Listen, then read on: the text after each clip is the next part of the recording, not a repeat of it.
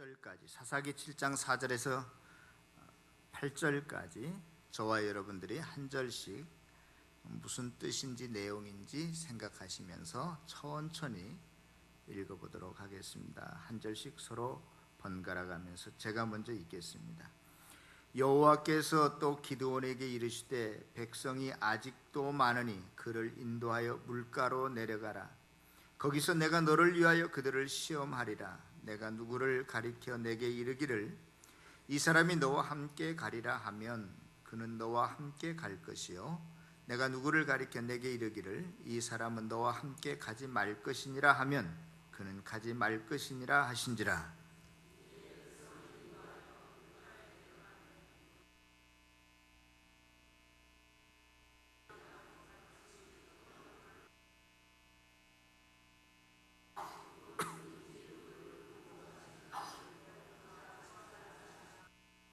손으로 움켜 입에 대고 핥는 자의 수는 300명이요 그 외의 백성은 다 무릎을 꿇고 물을 마신지라.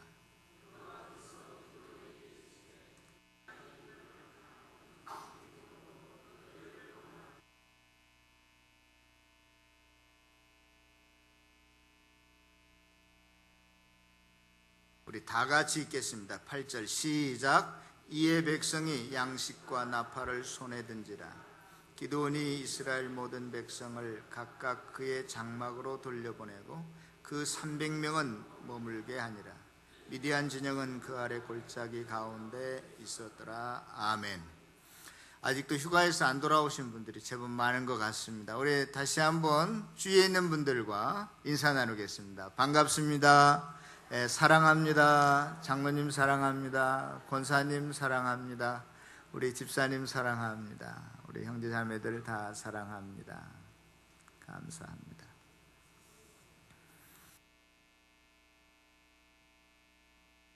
요즘 대한민국 군대를 보면 한심하기 짝이 없습니다. 윤일병이라는 분이 한 달 동안 구타를 당했다고 해야 되나요? 아니면 가혹행위를 당했다고 해야 되나요? 이건 무슨 구타와 가혹행위 정도가 아니라 이건 고문이고 살인이 아닌가 하는 생각을 해봅니다. 또 선임병의 학대로 인해서 정신적으로 충격을 받아서 의가사 제대한 병사가 그날 제대한 날을 18층에서 뛰어내려서 자살했어요. 그런데 군대 갔다 오신 분들은 다 알겠지만 오늘 내가 제대를 했으면 오늘 24시 밤 12시까지는 군인 신분이거든요. 그런데 병원에 갔는데 사망 진단서가 24시 밤 12시를 지난 4분이 지난, 그러니까 24시 04분에 사망했다, 그렇게 의사가 이렇게 기록을 했습니다. 그래서 군인이 군대에서 말하기를 이 사람은 4분 지났기 때문에 군인 신분이 아니라 우리하고는 아무 상관이 없다, 이렇게 발뺌하는 모습들을 보면서 어떤 아버지는 내가 아들 낳은 것을 처음으로 후회한다. 내가 데모라도 하고 싶다, 그렇게 말하는 것을 제가 들었습니다. 어떤 엄마는 내 아들도 빨리 가서 확인해보고 그냥 군대에서 데려오고 싶다, 이런 이야기도 하는 것을 제가 들었습니다. 군대 보내야 될 아들이 있는 부모는 국방의 의무가 당연한 거지만 군대를 보내야 될지 말아야 될지 모르겠다, 이렇게 불안에 떨고 있는 모습도 뉴스에 비춰지는 걸 봤어요. 어떤 부모는 이렇게 말하더라고요. 우리 애가 빠릿빠릿하지 못하고 좀 굼뜬데 너무너무나 걱정이 돼서 입대하는 아들 있잖아요. 부모들이 따라가잖아요. 그 입구까지. 이런 약속을 했대요. 부대에서 무슨 어려운 일이 생기면 집으로 전화할 때 이곳이 천국 같다, 그렇게 하면 내가 무슨 일이 생긴 줄 알고 빨리 찾아가마, 이렇게 약속을 했다는 거예요. 이런 분위기라면 전쟁이 난다고 해도 총뿌리를 적군을 향해서 쏘는 게 아니라 아군을 향해서 쏘지 않을까. 얼마 전에 GOP에서 임병장이라는 사람이 자기 동료를 향해서 총을 쏘고 수류탄을 던진 사건이 있었습니다.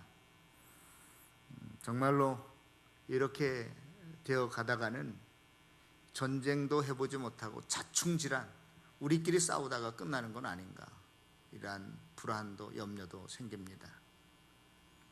군인이라고 하는 것은 모름지기 국가의 그 국민의 생명과 재산을 보호하는 것이 군인의 본분 아니겠어요? 나라를 위해서 그래서 내가 목숨까지라도 바치겠다라고 하는 충성심, 사기가 올라와야 그래도 전쟁에 나가서 이길 수 있지 않겠습니까? 그런데 요즘 군인들은 정말로 사기가 땅에 떨어진 것 같아요. 군에 있는 사람도 불안하고 보내는 사람도 불안해 있는 것 같습니다. 전쟁에 이기려면 물론 을지문덕이나 연개소문과 같은 훌륭한 장수도 필요하지만 또 목숨 내놓고 싸우는 병사도 필요한 것이죠. 그래야 우리가 전쟁에서 승리할 수 있습니다. 오늘 본문이 들어있는 사사기 7장을 보면 기드온이 300명의 군사로 무수히 많은 13만 5천 명이나 되는 미디안 군대를 물리치고 대승을 이루는 내용이 기록되어 있습니다. 그러면 과연 이 기드온의 300용사가 어떠한 사람들이었기에 그 13만 5천 명이나 되는 대군을 300명 용사로 물리칠 수 있었을까? 저와 여러분들도 그러한 용사라면 어떠한 것도 겁나지 않으리라고 생각이 듭니다. 저와 여러분들도 우리도 300명 용사처럼 쓰임받고 하나님 앞에 사용되길 바라면서 오늘 말씀을 한번 우리가 살펴보았으면 좋겠습니다. 이제 그 이스라엘 백성들이 그 길르앗 하롯셈이라고 하는 곁에 이렇게 진을 칩니다. 전부 다 이스라엘 군대들은 몇 명이었냐면 3만 2천 명이 모였어요. 그런데 그 북쪽에 그 미디안 군대들은 몇 명이라고요? 13만 5천 명이었습니다. 이제 우리가 결론부터 말하자면 이런 거잖아요. 3만 2천 명 가지고도 도저히 13만 5천 명을 대항해서 싸울 수가 없는데 다 보내고 몇 명만 남게 했어요? 300명만 남게 합니다. 그런데 그 300명을 고를 때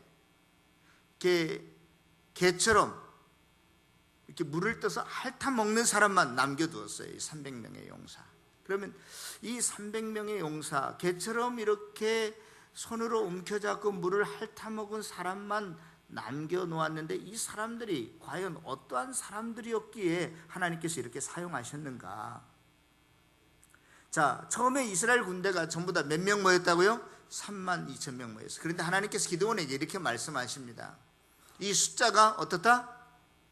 이 숫자가 너무나 많다. 지금 13만 5천 명하고 3만 2천 명이 붙어봐도 이게 3만 2천 명 조그만한 군대, 지금은 전자전이 첨단 무기가 발달해서 가만히 앉았어도 보통만 눌러서 적진을 완전히 초토화시킬 수 있지만 옛날에는 뭐가 많으면 승리할 수 있을까요? 군인 숫자가 많으면. 그때는 총도 없었어요. 겨우 방패와 활, 칼 정도였어요. 활약이 없었기 때문에 군인 숫자가 많은 데가 훨씬 유리한 거죠. 이길 승산이 훨씬 많은 거예요. 그렇다면 10분의 1도 안 되는 이 군대를 가진 이스라엘 백성들은 3만 2천 명이 아니라 앞으로 10만 명이 더 와도 이거 싸움에서 이길까 질까 하는데 하나님께서 뭐예요? 숫자가 많다고 돌려보내라는 거예요. 왜냐하면 그 이유를 이 전쟁에서 이겨놓고 우리가 이 적은 숫자로 많은 숫자를 이겼다라고 한다면 우리가 그만큼 힘이 있고 기술이 있고 능력이 있는 사람이라는 걸 스스로 뽐대고 자랑할까 봐서 내가 안 되겠다, 숫자를 더 줄여야 되겠다. 그래서 전쟁이라고 하는 것은 어떤 사람도 하기 전에 다 두려워 떱니다. 무섭습니다. 전쟁은 뭐 돈 얼마 잃고 뭐 손가락 좀 삐고 그 정도가 아니에요. 전쟁은 뭐예요? 내가 죽느냐 사느냐니까. 아무리 강대국이라 할지라도 전쟁이 붙었다 그러면 죽는 것은 죽어 나가지는 것은 나가 자빠지는 것은 너무나 당연한 사실이에요. 그러니까 이렇게 말합니다. 기드온이, 우리가 지금 32,000명이 모였는데 무서워 떠는 자, 처자식 두고 와서 그것이 그리운 자 다 집으로 가라. 그러니까 몇 명이 가요? 돌아가요 집으로? 거기서 22,000명이 돌아갑니다. 그럼 몇 명 남았어요? 10,000명 남았어요 딱. 그런데 하나님께서 이 10,000명도 많다는 거예요. 돌려보내라는 거예요. 그런데 어떻게 돌려보내고 누구를 남게 할 것인가 하는 것을 테스트를 하는데, 어떻게 테스트를 하냐면 이 10,000명을 구보를 굉장히 많이 시킨 것 같아요. 달리기를 많이 시킨 다음에 다 같이 물가로 내려가서 너무나 목마르니까 허겁지겁 물을 마시는데, 어떤 사람들은 제가 지금 말씀드린 것처럼 물을 손으로 움켜 떠서 개처럼 이렇게 핥아 먹는 군인도 있었고, 또 어떤 사람은 무릎을 꿇고 엎어져서 그냥 물속에 고개를 쳐박고 꿀꺽꿀꺽 마시는 사람도 있었어요. 그래서 이 두 사람을 이렇게 나누어 보아라. 그랬더니 아예 무릎을 꿇고 고개를 쳐박고 엎어져서 그냥 물을 꿀꺽꿀꺽 마신 사람은 몇 명이요? 여기 초등부 안 왔나 누구? 몇 명이요? 10,000명 중에서 9,700명. 그런데 그 중에서 300명만이 물을 손으로 떠서 움켜 잡고 개처럼 이렇게 보면서 먹었다는 거예요. 그래서 하나님께서 그렇게 물을 마신, 개처럼 핥아 마신 300명만 남고 나머지 9,700명은 다 집으로 돌려보내라. 그래서 하나님께서 그 300명만 데리고 싸움에 나아가서 대승을 일으키게 됩니다. 그러면 그 300명의 용사가 어떠한 사람이었기에, 물을 떠서 개처럼 핥아먹는 이 행위가 무엇이었기에 하나님께서 그들을 사용하셨을까? 한국 속담에요, 하찮은 개도 먹을 때는 건드린다 안 건드린다? 안 건드린다는 거예요. 먹을 때는 안 건드려요. 그런데 우리나라 속담에 그렇게 하찮은 개도 밥 먹을 때는 안 건드린다는데, 이 300명의 군사는 물을 마시는데 뭐 때문에 먹는 것에 집중하지 못하고, 먹는 것도 제대로 못 먹고 손으로 이렇게 떠서 개처럼 핥아 먹으면서 이리 두리번 저리 두리번 했을까? 그것은 다른 것이 아니라 하나님께 집중했기 때문에 그렇습니다. 이게 무슨 말이냐면요, 지금 하나님께서 이 이스라엘 군대를 모으신 것은 무엇을 물리치기 위해서?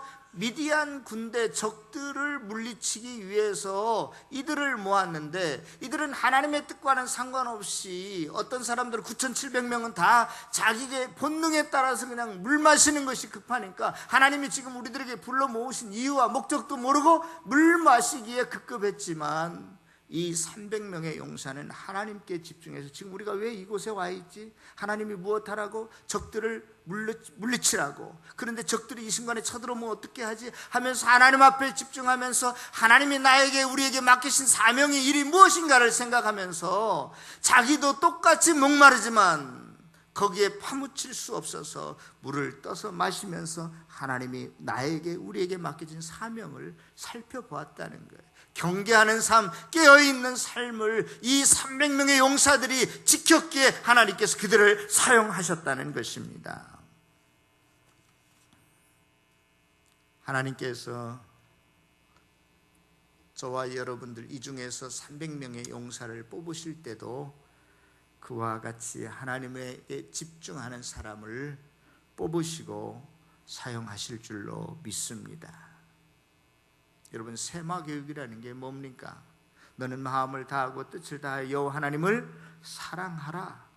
신명기 6장에 나와 있는 내용이죠. 너는 말씀을 마음에 새기고 부지런히 가르치고 집에 있든지 길을 가든지 누워 있을 때든지 일어날 때든지 항상 하나님의 말씀을 강론하라. 손목에 말씀을 메어서 기호로 삼고 미간에 붙여 표로 삼고 문설주와 바깥문에 기록할지니라. 하나님을 마음을 다해서 사랑하고 하나님의 말씀을 마음에 새기고 부지런히 가르치고 어디에 있든지 말씀을 강론하고 이러한 모든 것들은 너희들이 하나님에게 어떻게 하라는 거예요? 집중하라는 거예요. 한순간도 하나님을 놓치지 말라는 거예요. 하나님의 말씀이 뜻이 무엇인지를 분별하도록 애쓰라는 겁니다. 우리가 하나님과 그의 말씀에 신경을 쓰고 집중하게 되면 고사성어에도 정신 일도면 하사 불성이라 그런 말이 있잖아요. 정신을 한 곳에 집중하면 무슨 일이든지 이루어지지 않는 게 없다는 것 아니겠어요? 저와 여러분들이 이 세상을 살아가면서 여러 가지 많은 할 일이 많이 있지만, 우리가 신경 써야 될 것이 많이 있지만, 그러나 하나님을 사랑하는 것을 최우선으로 여길 수 있는 저와 여러분들이 되어지시기를 바랍니다. 어디서 무엇을 하든지 하나님께서 나에게 맡겨주신 사명이, 하나님의 뜻이 무엇인지 발견하고 하나님이 주신 사명을 잘 감당하고 거기에 집중하게 되면 쌀떡에 쌀이 좀 떨어졌어도, 통장에 돈 한 푼 없어도 우리가 그것 때문에 불안해하고 신경 쓸 필요가 없습니다. 이 땅에 위에 있는 것들, 먹고 마시고 입는 것들에 우리가 집중할 것이 아니라, 마태복음 6장 33절에 보면 너희는 먼저 그 나라와 의를 구하라. 그리하면 이 모든 것, 너희들이 먹고 입고 마시는 것, 필요한 것보다 더 훨씬 많이 주시겠다고 약속하셨습니다. 요즘 애들이 왜 공부를 못하나 안 하나? 집중하지를 못하잖아요. 엉덩이를 붙이고 단 10분을 책상 위에 앉아있질 못해요. 그렇잖아요.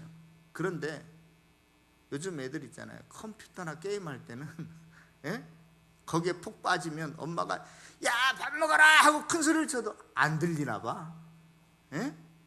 안 들리나 봐. 지금 곧 개학인데 방학 숙제가 이렇게 산더미처럼 밀렸어도 전혀 신경 안 써요. 걱정 안 해요. 컴퓨터에 빠져있고 그 게임에 집중하다 보면 지금 아빠가 계속 보고 있는 거야. 아빠도 조금 있으면 화가 폭발하기 일보 직전인데 전혀 무서워하지도 않습니다. 아빠가 지금 화를 내고 있는지 자기를 노려보고 있는지도 몰라요. 거기에 집중하면.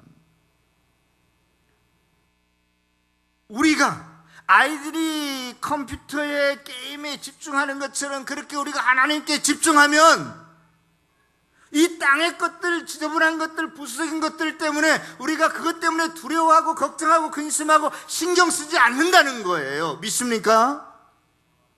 하나님 앞에 집중하지 않으니까 자꾸 이 땅의 것들 때문에 우리가 마음이 뺏기고 마음이 산란하고 근심과 걱정이 오는 거예요. 세상 것에는 집중하면서 본능에는 충실하면서 하나님과 그의 말씀에는 그냥 건성건성입니다. 수다를 떨거나 쾌락은 좋아하면서 하나님이 뭘 기뻐하시고 원하시는지는 관심이 없어요. 도리어 싫어합니다. 하나님 이야기하면 싫어해요. 이제는 세상 것 때문에 염려하고 근심하고 걱정하고 그것들 때문에 시간을 뺏기고 열정과 에너지를 낭비하지 마시기를 바랍니다. 하나님의 것, 하늘의 것, 골로새 3장 2절에 보면 위의 것을 생각하고 집중하고 그것만을 바라보고 땅의 것은 어떻게 해야 해요? 버리라 그랬어요. 버리라. 땅의 것 생각하지 않는 주님의 신실한 백성들, 군사들 되어지기를 바랍니다. 기독교인의 삶의 방식은요, 자기를 어떻게 하는 거예요? 부정하는 삶이에요. 기본적으로. 자기의 필요에 집중하지 않고 그것을 십자가에 못 박아버리고 죽여버리고 십자가 붙들고 하늘에 집중하면서 사는 삶이 그리스도인의 삶인 줄로 믿습니다. 꼭 저와 여러분들도 하나님께 집중했던 300명의 용사처럼 하나님께만 집중하고 살아갈 수 있기를 다시 한번 부탁합니다. 두 번째로 기도원의 300용사는 어떤 사람들이었냐면 믿음의 사람들이었어요. 미디안 군대가 몇 명이라고요? 13만 5천 명. 이제 다 돌려보내고 기드온의 군대가 몇 명만 남았어요? 300명만 남았어요. 한번 생각해 봅시다. 제가요 나누어 보니까 딱 적군하고 기드온의 군대하고 450대 1이더라고. 300명이 싸워서 이기려면 혼자서 몇 명을 죽여야 돼? 450명. 둘이서 몇 명을 죽여야 돼? 적군 900명. 점점 더 어려워져요. 3명이서 적군을 몇 명 죽여야 돼요? 1350명.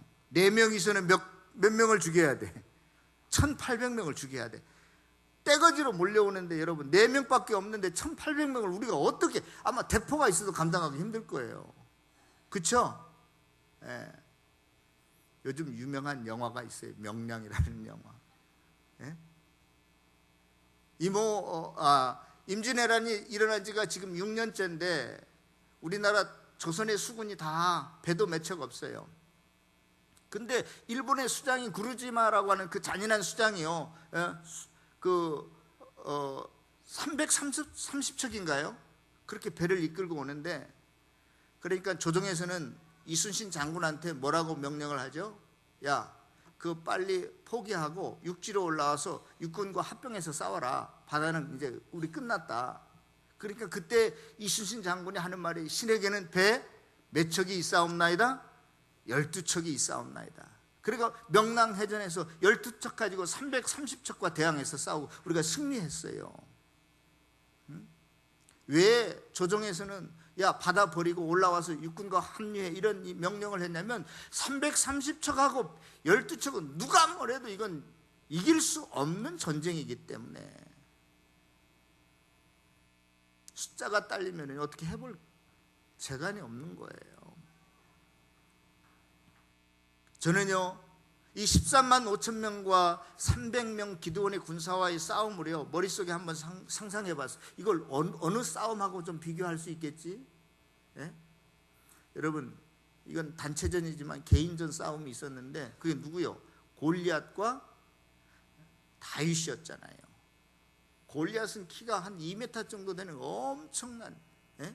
보통 사람은 한 손에, 왼손에 보통 오른손잡이라면 왼손에 방패를 들고 오른손에 칼로 이렇게 싸우는데, 이 골리앗은 너무너무나 등치가 커가지고 방패를 든 사람이 따로 앞에 한 사람이 이렇게 따로 다녔어요. 골리앗 앞에 방패 든 사람이 따로 한 사람이 서가지고 골리앗을 막고 다녔다고요. 앞에 서가지고.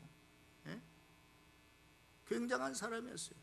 또 어린갑 비늘 갑옷을 입었는데 그 무게가요 한 60kg 정도 나가요. 예? 얼마나 무지막지한 사람이었어요. 이런 사람하고요 싸우면 누가 이기겠어요? 나하고 옛날에 씨름 선수 이봉걸이라고 있었는데, 등치가 큰 사람 나하고 이봉걸이하고 씨름하면 누가 이기겠어요? 이봉걸 선수가 이기겠죠. 예? 다윗과 골리앗의 싸움은 비교할 수 없는 싸움이요.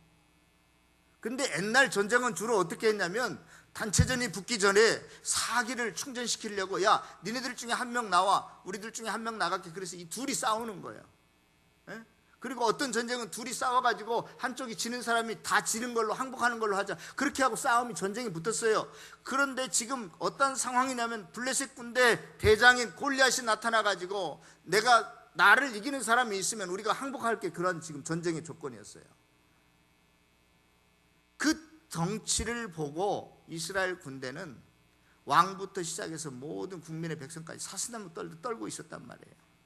그때 다윗이 전쟁에, 자기는 징집 나이도 안 되는 어린 소년이었기 때문에 형들까지 다 불려갔는데, 어린 소년이었기 때문에 아버지가 집에서 궁금한 거예요. 내 아들들이 이거 전쟁에 나갔는데 살았는지 죽었는지 궁금한 거예요. 그래서 막내 아들 도시락을 싸주면서, 야, 너 전쟁에 가서 너네 형들이 죽었는지 살았는지 좀 알아보고 오느라고 갔어요. 갔더니 그러한 상황이 펼쳐져 있었거든요. 그러니까 다윗이 뭐라고 그래? 왕한테 나가서 내가 한번 싸워보겠나이다, 그렇게 말하잖아요. 그러기 전에 왕이 뭐라고 말하냐면, 저 골리앗과 싸워서 골리앗을 죽이는 사람은 내가 많은 재물을 부유하게 주겠고 내 딸도 주겠고 세금도 앞으로 면제해 주겠다. 굉장한 거예요. 왕이 자기 사위 삼는다는 것은 뭐예요? 아들이 없으면 그 다음 왕도 될 수 있다는 이야기거든요. 그런데 아무도 나서는 사람이 없었어요. 그런데 나선다는 게 누구예요? 꼬맹이 이 다윗이 나섰단 말이죠. 그러니까 다 처음에는 뭐라고 그랬어요? 너 지금 정신 돌았냐? 나가지 마라. 다 말렸다고요. 하도 그러니까 그러면 왕이 그럼 내가 입었던 갑옷을 너한테 줄게 하고 갑옷을 입혀줬는데 너무나 등치가 적으니까 도리 거추장스러워. 이거 벗어버립니다. 아버지 집에서 떠나올 때 그냥 왔던 그 평상복 차림으로 물매하고 돌멩이 여기다 주머니에다 5개 집어넣어가지고 나가죠. 나가면 저 골리앗과 맞닥뜨렸는데 골리앗이 그 다윗을 보면서 하는 말이 야 네가 나를 개로 여기고 막대기 하나 가지고 나오냐 그랬어요. 왜냐하면 막대기 끝에 이런 끈이 달려 있어가지고 거기다 돌멩이를 쫙 넣어가지고 이렇게 돌려서 던지는 거거든요. 물매라는 게. 그러니까 멀리서 볼 때는 뭐예요? 막대기 하나 가지고 나오는 거였어요. 그러나 다윗은 그 무시무시한 골리앗 앞에 나갈 때 뭐라고 말하죠? 너는 내게 뭐 창으로 뭐 단창으로 온갖 무장을 하면서 다 나오지만 나는 만군의 여호와의 이름으로 너에게 나아가노라 하고 돌멩이를 쏘았어요. 그랬더니 돌멩이가 어떻게 했어요? 어디에? 이마에 박히니라 그랬다니까요. 우리 몸에 있는 뼈 중에서 제일 단단한 뼈가 이 두개골 뼈예요. 그래서 여러분들이 아무리 그 야구 선수 투수라도요 돌멩이 던져가지고 사람 이마에 돌멩이를 박히게 할 수 없어요. 예? 그런데 그 소년이 힘이 얼마나 있었겠어요. 그런데 그냥 돌멩이가 어디에? 골리앗에 딱 이 이마에 가서 박혔어요. 골리앗이 충격에 의해서 그냥 죽고 맙니다. 죽고 말아요. 여러분, 저는요 왕부터 시작해서 온 이스라엘 백성들이 사시나무 떨면서 무서워하고 있는 골리앗 앞에서 다윗도 무서워했으면 나아갈 수 없었을 것이다. 골리앗 앞에. 그렇잖아요? 뭐 자살 폭탄 테러도 아니고 나가면 죽을 건데, 그런데 그는 승리를 믿고 나아갔어요. 하나님께서 자기와 함께 하심을 믿고 나아갔어요. 내가 이길 줄 알고 싸웠어요. 그렇지 않고 질 것 같으면 미리 항복해야죠. 살려주십시오 하고 우리가 빌어야죠. 예? 이게 다윗은 어떠한 사람이에요? 믿음의 사람이었다. 300명 용사도 도저히 450대 1의 전쟁을 치를 수 없는 상황이었지만, 그러나 하나님께서 기드온을 통해서 내가 이 미디안을 너의 손에 붙여주겠다, 이스라엘 백성들을 구원하겠다라고 하는 그 말씀을 300명 용사도 믿음으로 받았어요. 그래서 그 전쟁에 나아가서 이길 줄 알고 믿고 나아가서 싸워서 이겼던 것입니다. 저와 여러분들도 이처럼 믿음의 사람들 되어지기를 바랍니다.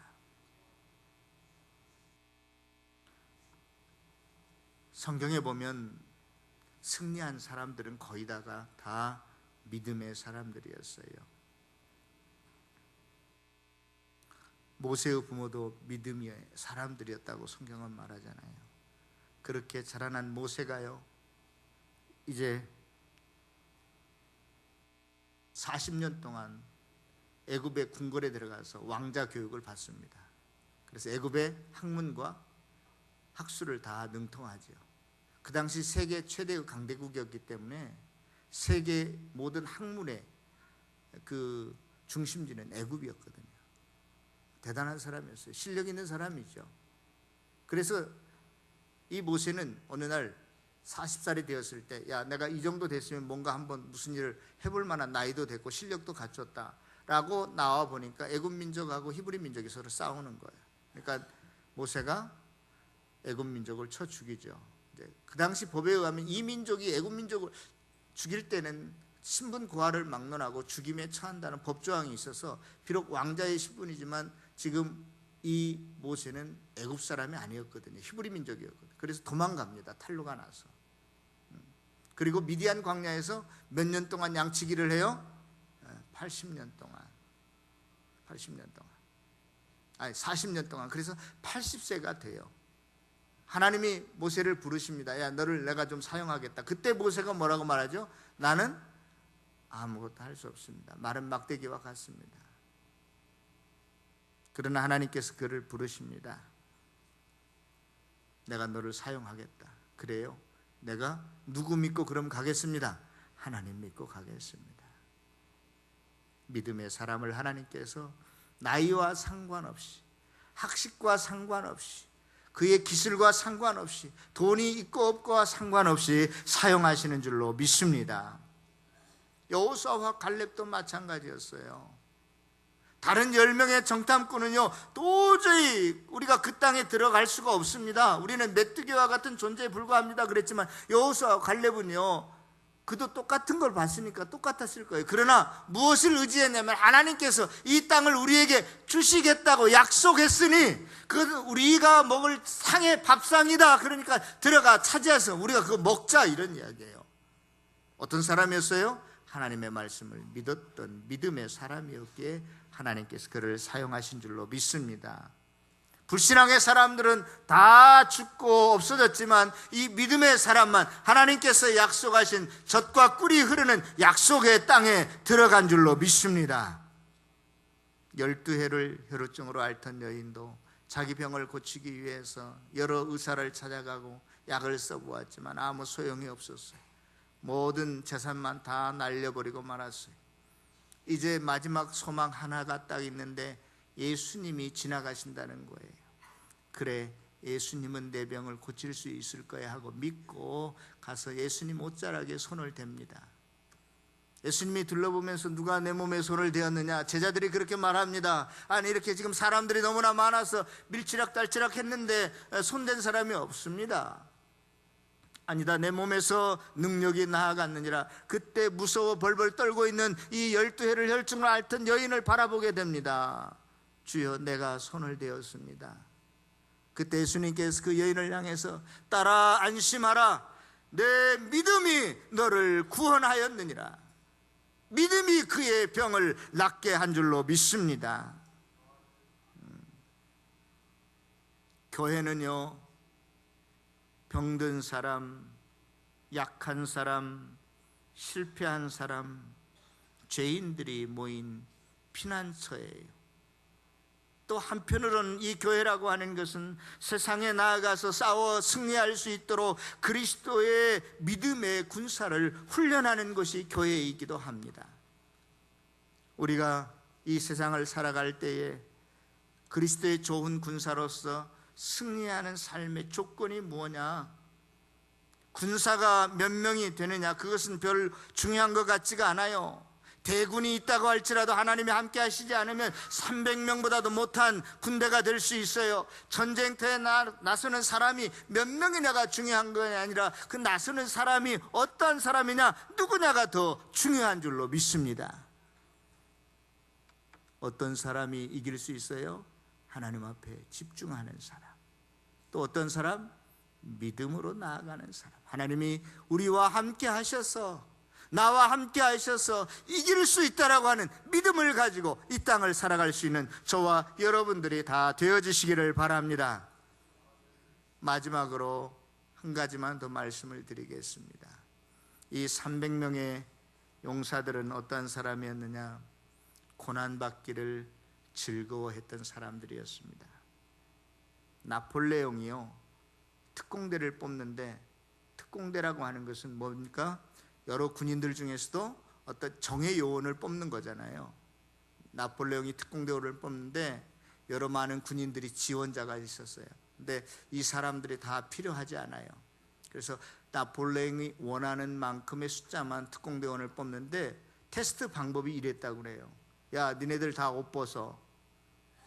옷을 벗고 사람들을 살피는데 거기에 몸짱들 있잖아요. 육체미해가지고 이렇게 몸에 단련된 사람, 키 큰 사람, 홀쭉 마른 사람 많이 있었는데, 어떤 사람을 특공대 요원으로 뽑았냐면 몸에 상처가, 흠집이 많은 사람, 긁힌 자국이, 몸이 베었거나 이런 상처 자국이 많은 사람을 특공대원으로 뽑았다는 거예요. 여러분, 위험을 무릅쓰고 나아가지 않는 사람, 고난의 흔적, 스티그마가 없는 사람은요, 훌륭한 군사가 될 수 없습니다. 여러분, 바울도 그랬어요. 내가 그리스도의 고난의 흔적, 이 흔적이라는 말을 헬라어로 스티그마라고 하는 말인데, 이 스티그마라고 하는 것은 낙인이라 그런 뜻이 낙인. 옛날에요, 지금도 남미나 이런 데 방목하는 가축 목장에 가면은요, 자기 소를 구별하기 위해서 자기가 그 도장처럼 불의 인두를 만들어 가지고 가축에 뭘 찍어요? 엉덩이나 귀 이런 데 뭘 찍어요? 낙인을 찍잖아요. 그 낙인을 스티그마라고 그래요. 그런데 바울이 그렇게 말했어요. 나도 그리스도의 고난의 흔적 스티그마를 가졌노라. 옛날에 있잖아요, 노예들을 그렇게 했어요. 노예들을. 지금 가축의 엉덩이 같은 데다가 불도장을 딱딱 그 낙인을 찍어서 자기 것을 소유주로 어떤 그 물건으로 삼는 것처럼 옛날에는 누구한테? 노예들한테 그랬어요. 노예들한테. 성도 여러분, 저와 여러분들이 그리스도의 좋은 군사들이 되려면 희생하기를, 고난받기를 싫어한다면 절대로 전쟁에 나아가서 승리할 수 없습니다. 항상 어떠한 고난이라도 어려움이라도 달게 감당할 줄 아는 저와 여러분들 되어지시기를 바랍니다. 특별히 이번 여름에 여러분들 직장에서 휴가를 내고 어린 심령들을 위해서 성경학교, 또 수련회 교사로, 또 주방 봉사자로, 또 눈물과 땀을 흘리시고 고난의 흔적을 남기신 분들, 이야말로 훌륭한 주의 군사들인 줄로 믿습니다. 여러분들 기도로 후원해 주시고 또 물질로 후원해 주신 성도들에게도 진심으로 감사를 드립니다. 여러분들의 수고와 헌신과 희생이 있기에, 고난이 있었기에 우리 교회가 날로 평안하고 든든하게 세워가고 있음을 믿습니다. 항상 저와 여러분들이 다시 한번 하나님께만 집중하시고 어떠한 일에든지 하나님이 나와 함께 하심을 믿고 믿음으로 십자가 붙들고 고난의 흔적 속에서도 그러한 승리하는 십자가의 그러한 군병들이 다 되어지시기를 다시 한번 주님의 이름으로 부탁합니다. 하나님 앞에 크게 쓰임받는 저와 여러분들, 우리의 가정, 교회가 되어지기를 다시 한번 주님의 이름으로 부탁합니다. 기도하겠습니다.